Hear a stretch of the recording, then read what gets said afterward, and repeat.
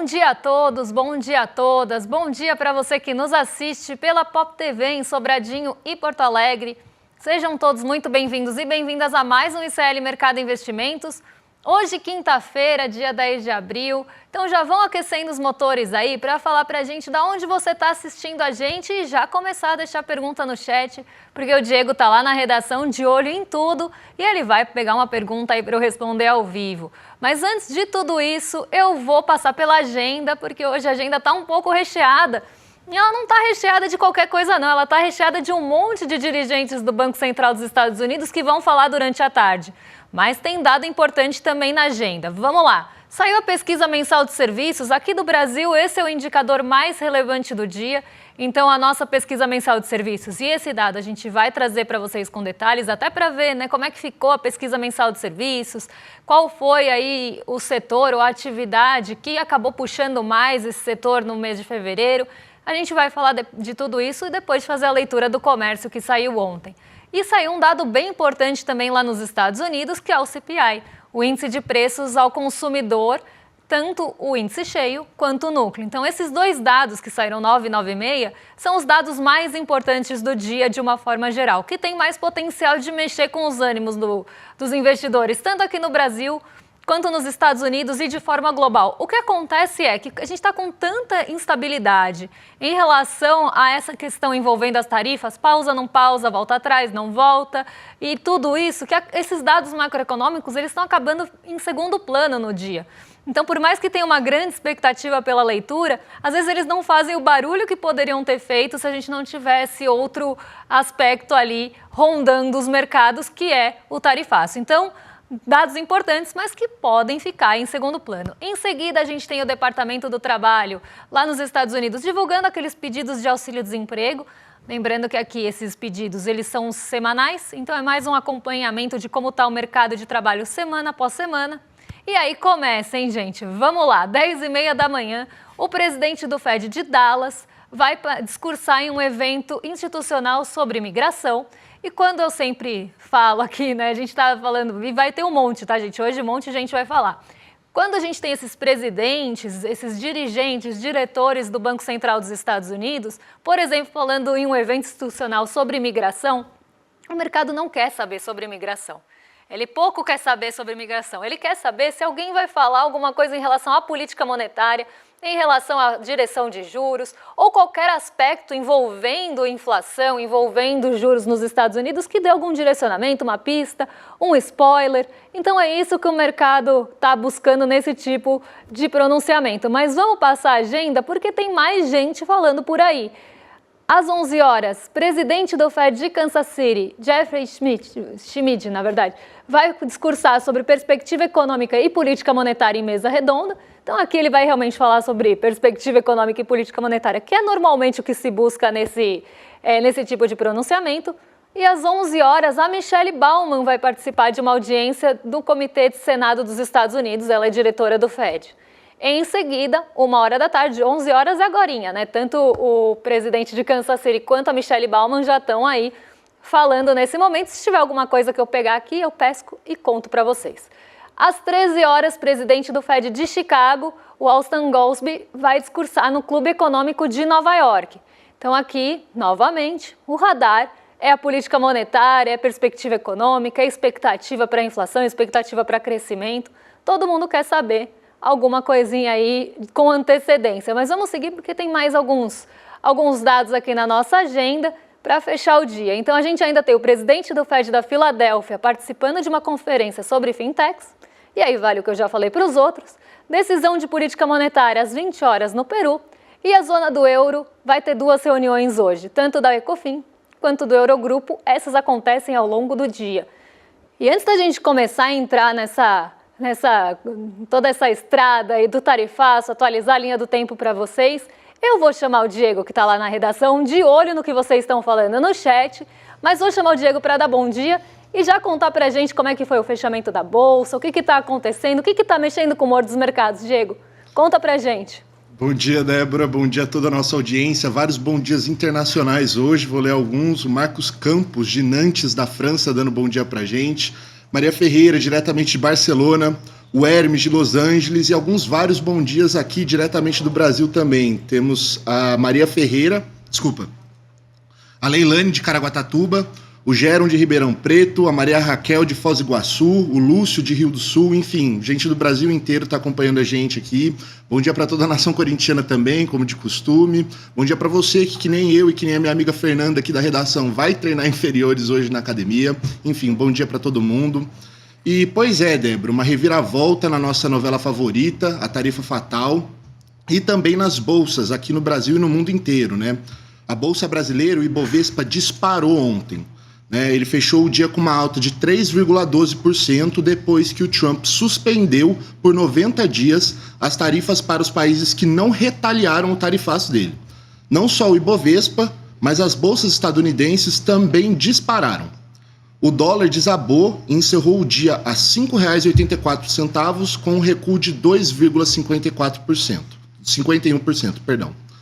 Ao invés de falar sobre o mundo corporativo e a Bolsa, eu queria encerrar o fechamento de mercado trazendo essa apuração do jornal inglês The Guardian.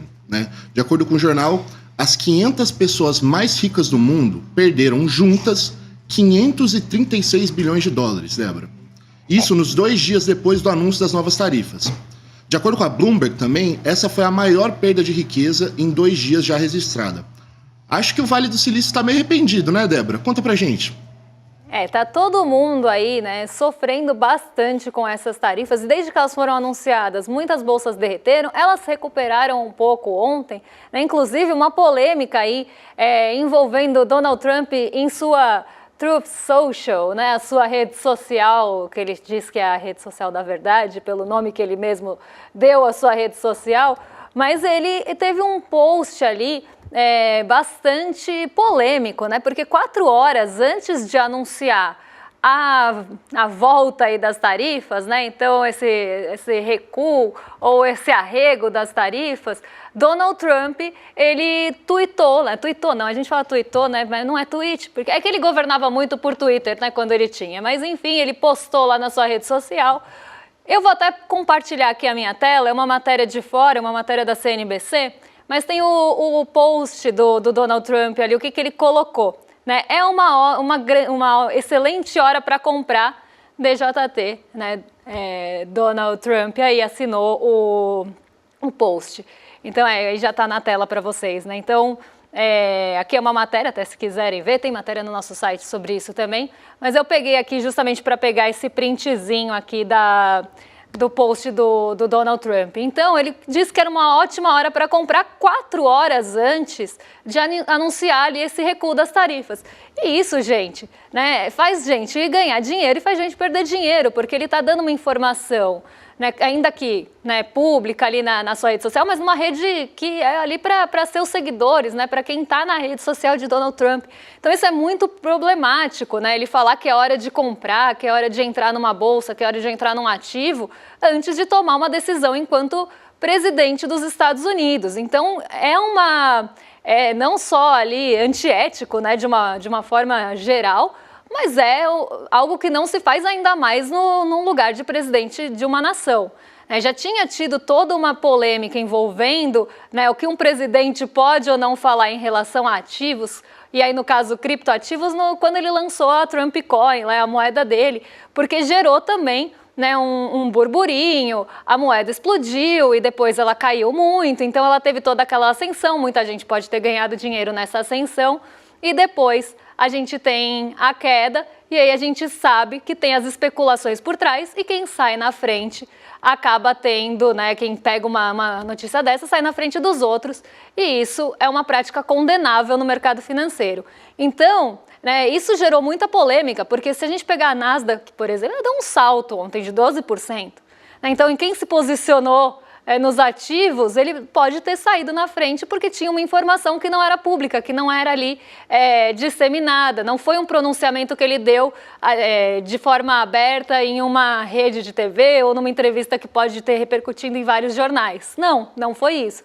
Então, algo aí bastante... É uma prática, inclusive, no mercado financeiro, quando a gente tem alguém que passa, ou age sabendo, vamos supor que alguém poderia ter agido sabendo já que Donald Trump ia voltar atrás. E não era uma informação pública, então era uma informação que só algumas pessoas tinham. E aí essa pessoa usa essa informação para comprar um ativo, para vender um ativo, para se posicionar no mercado, porque ouviu, vamos contar, vamos fingir aqui, a gente está no ICL, eu estou passando no corredor e eu escuto alguém falando, tal empresa vai comprar tal empresa, viu? Eu fiquei sabendo, porque alguém da minha casa trabalha lá e falaram que essas empresas vão se fundir.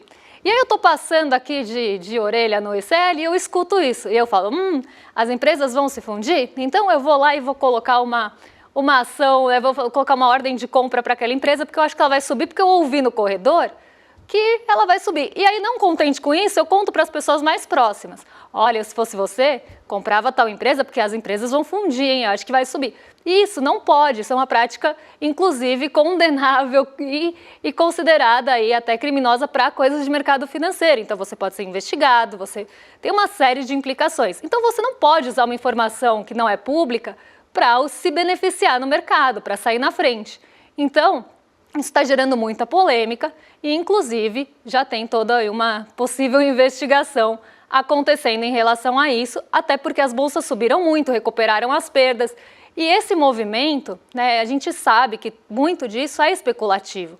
Claro que tem um horizonte ali não tão bom pela frente, principalmente quando as tarifas foram anunciadas, o horizonte ali de possível recessão, de estagflação, tudo isso estava se desenhando com base em que todo mundo sabia, das tarifas que foram anunciadas publicamente. Então, você tem esse horizonte. Se algumas pessoas têm informação contrária antes, o que você acha que elas vão fazer? Elas vão se posicionar para pegar essa porrada que as bolsas deram ontem. Se a gente pegar Nasdaq, S&P, Dow Jones, todos subiram em grande magnitude. E aí você tem esse benefício. E por que isso está acontecendo? Por que elas devolveram parte dessas perdas que aconteceram durante a semana? Justamente porque Donald Trump voltou atrás, o laranjão parece que está amarelando, e ele, tirando a China, que ainda está em discussão, ele voltou atrás na maioria das tarifas e deixou todo mundo nos 10%, no mínimo de 10%. Então, os países, por exemplo, que tinham alguma tarifa diferente em relação ao mínimo, foram ali para o mínimo desde que não tenham retaliado os Estados Unidos.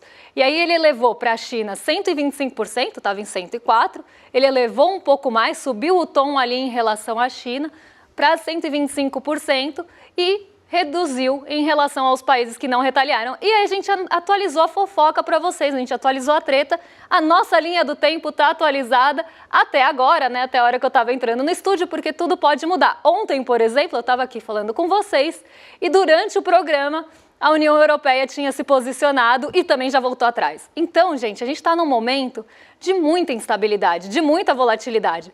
Vejam só, ontem eu estava aqui no programa e a União Europeia deu uma declaração, e ali tinha escolhido, ou votado para a retaliação dos Estados Unidos, e hoje mesmo eles voltaram atrás por conta do recuo do Donald Trump. Então a gente vê que as coisas estão mudando muito rápido, elas estão realmente muito voláteis. Estão no estado sólido, daqui a pouco eles estão no gasoso. Então, vamos lá. Antes do 7 de abril, eu nem vou falar, porque a gente já está cansado de ver aqui.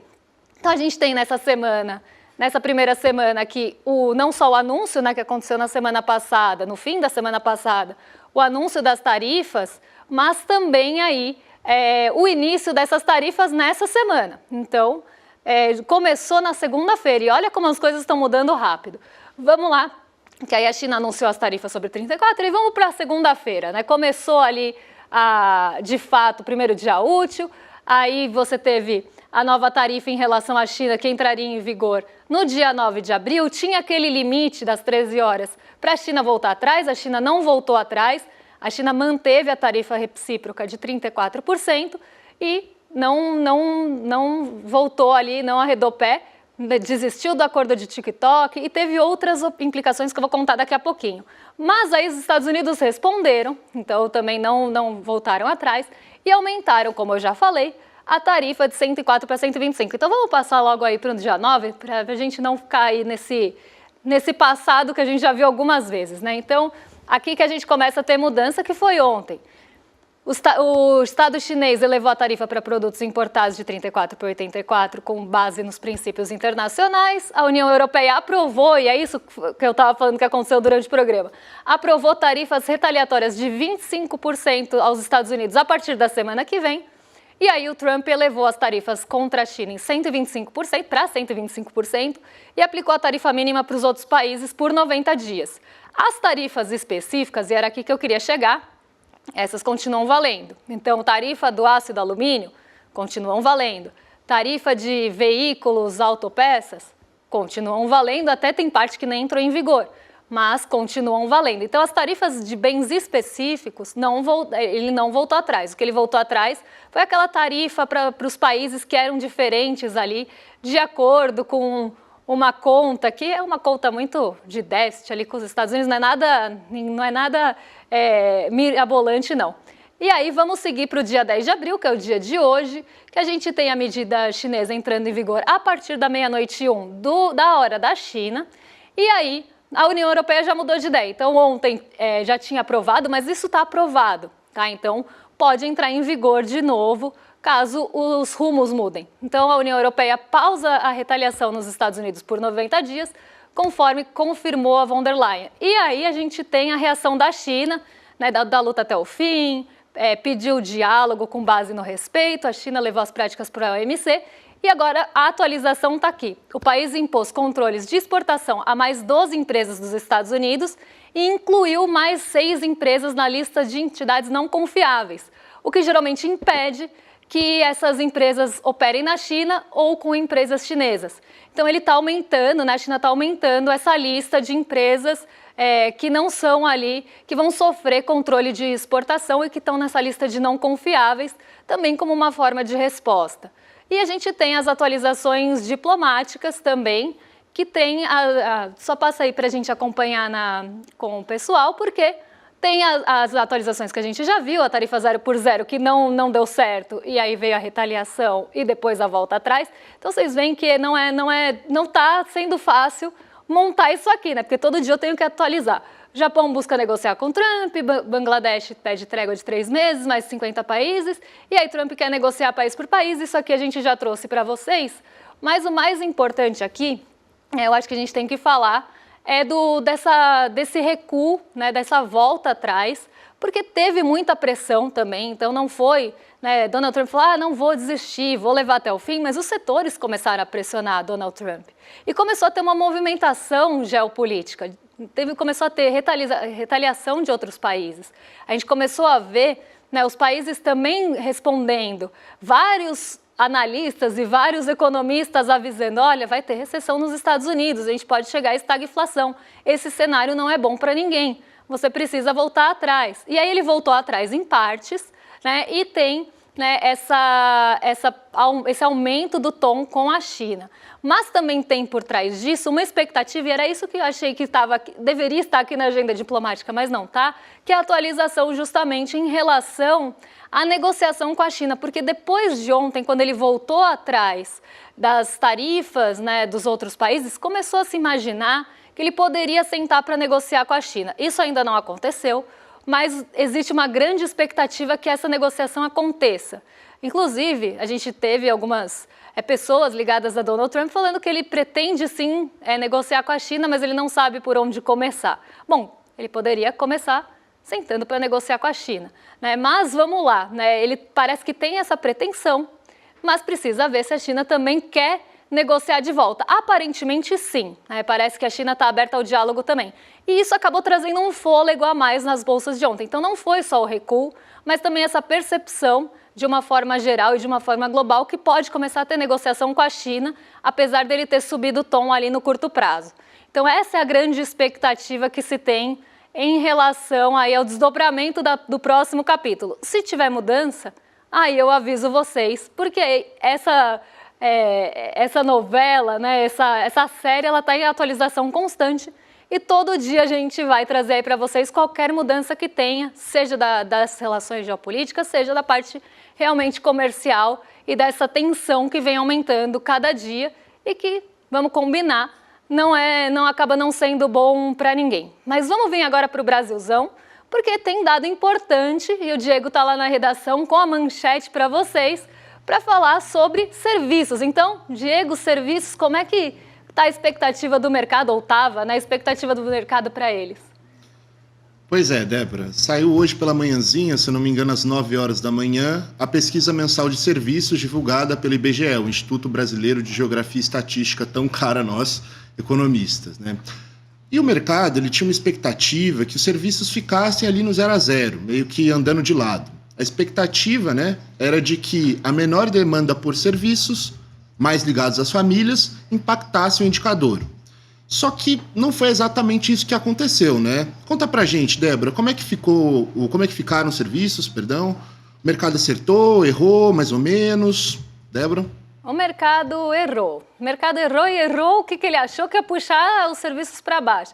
Ainda que tivesse, né, uma lógica no que o mercado financeiro estava falando, Diego, tinha ali um pessimismo em relação ao setor de serviços. As pretensões ali, né, as projeções do mercado eram muito ruins para o setor de serviços e principalmente os serviços ligados às famílias. Então, os serviços prestados às famílias, o mercado achava que ia ser justamente aí o problema, que isso ia puxar, né, os serviços para baixo. E tem uma lógica nisso. Porque se a gente tem menos renda disponível, a gente viu o desemprego aumentar, a massa salarial também começa a ter ali uma desaceleração por conta da taxa Selic, então isso começa a pressionar ali o orçamento das famílias. E se a gente tem uma inflação de alimentos muito alta, que consome o orçamento das famílias, o que se espera?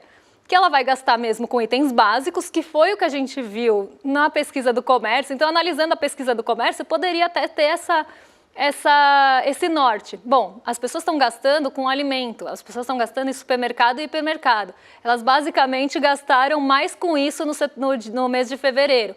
Então, o setor de serviços, né, o comércio, na verdade, desculpa aqui, o comércio ele foi puxado justamente por esses itens essenciais, esses itens mais voltados para o dia a dia e mais baratos, mostrando que as pessoas estão realmente ali com um orçamento mais apertado em relação a isso. Então, na escolha, elas vão deixar, né, o vestuário, elas vão deixar outros gastos para depois. Elas vão, até porque a parte de supermercado já pode estar consumindo mais a renda. Então, seguindo essa lógica, a gente pode até entender esse pensamento do mercado dos serviços ficarem estáveis.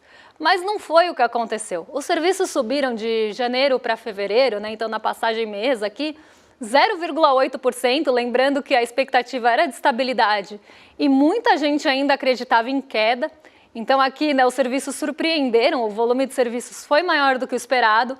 Em relação a fevereiro do ano passado, então fevereiro contra fevereiro aqui, os serviços ainda crescem 4,2% e o acumulado em 12 meses 2,8%. Mas aqui é que eu queria chegar, porque tanto na pesquisa do comércio quanto na pesquisa dos serviços, a gente começa a ver uma desaceleração. Nos serviços, nem tanto. No comércio, a gente viu desaceleração forte no acumulado em 12 meses. Então, isso mostra que, ainda que tenha, né, ali uma alta, ou que ainda que a gente consiga um fôlego mensal, o acumulado está diminuindo. Então, as altas estão sendo menores do que as altas registradas no período anterior e nos meses anteriores. Isso mostra a desaceleração, isso mostra um efeito de taxa de juros, principalmente no comércio, e quando a gente analisa ali os setores que sofreram impacto, principalmente ali ligados às famílias que eu já falei que gastaram o dinheiro com o supermercado. Aqui, a gente vê os serviços patinando. Então, faz muito tempo que o acumulado em 12 meses está orbitando esses 2,8. Está nesse nível dos 2,8. Às vezes sobe um pouquinho para 3, às vezes 2,8. Então, a gente vê que ele está quase andando de lado no acumulado em 12 meses. E isso também pode trazer uma preocupação mais de longo prazo. Isso já é efeito, sim, da Selic, da desaceleração da economia e também dessa questão de pressão na renda das famílias que começa a ter aquela escolha onde elas vão gastar. Diante de um orçamento mais apertado, vou priorizar os bens essenciais e depois eu vejo o que sobrar, onde é que eu consigo gastar aí. Se vou comprar uma brusinha, se vou no bar, se eu vou no restaurante, então aí que começa a pegar e é por isso que a gente começa a ver essa desaceleração, porque o brasileiro poderia comprar os itens essenciais, a brusinha e ir no restaurante. Só que a partir do momento que ele começa a ter que optar um por outro ali, priorizar um ao outro, a gente vê que começa a patinar, que começa a desacelerar. E isso é efeito, sim, da taxa de juros, principalmente no caso do comércio. Os dois andam juntos, tá? O comércio é uma parte dos serviços. No caso do comércio aqui, porque precisa bastante de crédito, e no caso dos serviços por causa de renda também. Renda e pessoas empregadas. Mas vamos ver aqui a variação dos setores, né, das atividades do serviço, porque isso é bem interessante. Então vamos lá, o volume de serviços ficou em 0,8 no mensal. Os serviços prestados às famílias, que era justamente aqui que o mercado achava que ia ter a maior queda, subiu 0,5% em relação ao mês passado. Alojamento e alimentação caiu 0,1%, mas não foi uma queda ali muito brusca. Outros serviços prestados às famílias também subiu 1,3%, mostrando que sim, o brasileiro consumiu serviços, né, e esses serviços mais do dia a dia mesmo, então as famílias consumiram serviços, o que mostra aí um resultado bem interessante para o mês de fevereiro. Serviços de informação e comunicação com alta de 1,8% e serviços técnicos profissionais de 1,5%, e nesses serviços de informação e comunicação entra aqueles serviços prestados de tecnologia da informação. Então foi isso que puxou bastante a pesquisa também para cima, tá? Junto aí com os serviços prestados às famílias. Os transportes, serviços auxiliares e os de correio caíram 0,1%, puxados principalmente aí pelo correio e serviços de armazenagem, e outros serviços subiram 2,2%. Então o que a gente tira daqui, né? Apesar da gente ter tido, sim, um aumento dos serviços prestados às famílias, as famílias consumindo serviços nesse mês de fevereiro, começa a acender um sinal de alerta, principalmente nessa questão dos 12 meses, de estar patinando, de estar desacelerando no comércio. Será que a gente começa a ver o brasileiro com mais dificuldade de renda e crédito por conta da Selic? Será que a gente vai voltar para aquele patamar? E esse é o alerta que se acende e que preocupa muito aí de forma geral. Será que a gente vai começar a ter que escolher o que vai comprar no mês de acordo com a nossa renda? Será que essa renda vai começar a desacelerar e o desemprego subir? Então esses são os pontos aí que estão em alerta. Mas Diego, conta para mim, teve pergunta da audiência hoje? A audiência está calma, está mais acelerada aí nas perguntas? Teve pergunta boa? Pescou alguma aí no chat?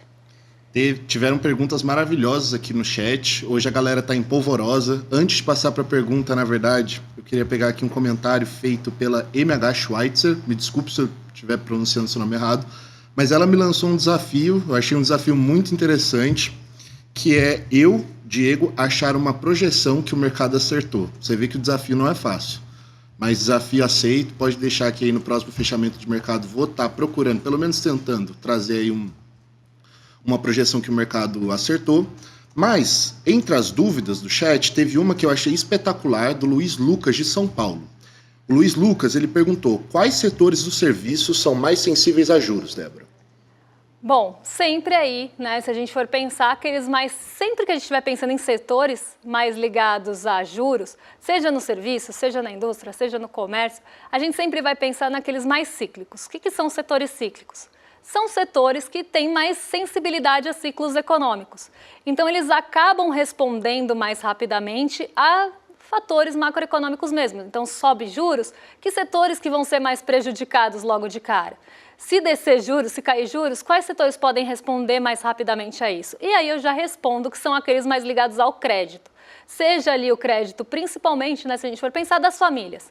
Então, se a gente tem um crédito enxuto, porque a taxa de juros começa a subir, e aí começa a subir os juros e a inadimplência também, e pena que a gente não vai conseguir falar isso, porque eu ia mostrar para vocês na prática, mas começa a subir juros, começa a subir, sim, também a expectativa de que o crédito vai ficar mais inacessível e mais caro. Diante disso, começa a ter uma expectativa que a demanda vai cair no futuro, que pode ser que a gente não tenha a mesma demanda que se tinha antes. Também tem a desaceleração dos setores, né? E se a gente pensar assim, a desaceleração do emprego, como eu sempre falo, a renda também pode começar a desacelerar, e isso também traz a expectativa de demanda no futuro mais abalada, né? E se a gente pensar nas famílias, o que elas vão deixar de comprar, o que elas vão deixar de consumir, né? Então, se você tem uma renda mais apertada e você não tem um crédito fácil também, você vai deixar de comprar os itens mais caros, você vai comprar os itens essenciais, que foi o que a pesquisa do comércio mostrou, e além disso, você vai começar a enxugar os serviços. Só que uma Selic alta também acaba mexendo com o setor de serviços, porque desacelera a economia urbana. E a gente sabe que a renda das pessoas do setor de serviços depende muito da prestação de serviços, afinal, Elas prestam serviços. Então, a renda dessas pessoas também começa a desacelerar se ninguém vai consumir, ou se as pessoas que consomem serviços também caem, né? Então, você começa a ter a renda dessas pessoas diminuída. E isso vai gerando um ciclo, né? Porque aí essas pessoas também vão consumir menos, também vai ter expectativa de que seus negócios não vão ter a mesma demanda do que antes. Então, se tinha algum investimento, alguma expansão para fazer, não vai fazer. Então, a gente começa a ver esses setores, a gente sempre tem os que são mais ali visíveis e os que vão caindo como um dominó depois. É quase como uma bola de neve, porque é um ciclo mesmo. E por isso que a gente fala setores cíclicos e setores não cíclicos. Agora, antes de passar para o rolê, eu vou dar um recado para vocês em relação à nossa lojinha, porque a nossa lojinha tá com desconto, ela tá com promoção, o gerente ficou louco e a gente tem aqui o Sou ICL, vista aí, Sou ICL, leve a luta com você. Então tá com desconto progressivo na lojinha e vocês podem vestir aí a nossa carinha, a cara da comunidade mais corajosa do Brasil. Então, o que temos aqui? Vamos ver, levou uma aqui, ó, levou a Vida Presta e Muito, 10% de desconto. Mas aí quer levar duas porque quer levar a Frida junto? Aí 20% de desconto. Mas tá feliz que é sexta-feira? Graças a Deus é sexta-feira, vai levar 3 itens da lojinha, 30% de desconto. No quarto já entra aí, ó, 40% de desconto, ó, ainda estou aqui. E não vamos esquecer, então quer levar os 4? Já leva as 4 com 40% de desconto. Aí, a partir daí, quer levar moletom, aí é 40% de desconto dos 4 itens para cima. Mas é desconto progressivo e tem coisas lindas e bem confortáveis, gente. Esse moletom aqui é lindo, fofinho, é amor letom. Eu queria um para mim, inclusive, porque eu amo moletom.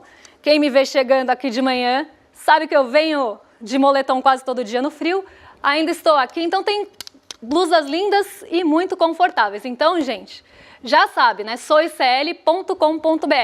E agora sim eu vou passar aí para os nossos vizinhos de cima, o William Deluca e o Guga Noblar, que já estão a postos para receber vocês aí nesse dia de hoje e vocês vão estar mais do que em excelente companhia a partir de agora. Então amanhã a gente volta para trazer as atualizações. Eu cumpro a dívida com vocês de falar de crédito, porque eu não quero entrar na inadimplência e pagar 400% de juros. Então, vamos lá. Rolê ICL agora e a gente volta amanhã. Um beijão. Tem corretora famosa e grande aí sendo processada porque está vendendo coisa que está prejudicando demais os clientes. Tem gente perdendo dinheiro que juntou a vida inteira investindo em coisas assim perigosíssimas que foram oferecidas por essas corretoras. E as corretoras não estão nem deixando a gente falar sobre isso. Estão processando um monte de influenciadores aí que estão alertando as pessoas. Gente, só tem uma maneira de se proteger disso: entendendo como funciona esse mundo das finanças e dos investimentos. A notícia boa é que é muito mais simples do que vocês imaginam. E se ensinado da maneira correta, é até divertido. Eu preparei uma aula para o dia 15 de abril, uma terça-feira, às 8 horas da noite, que eu queria que todos vocês participassem. Uma aula rápida, muito gostosa de fazer e que vai transformar para sempre essa caminhada financeira de vocês. Dia 15 a gente está junto lá.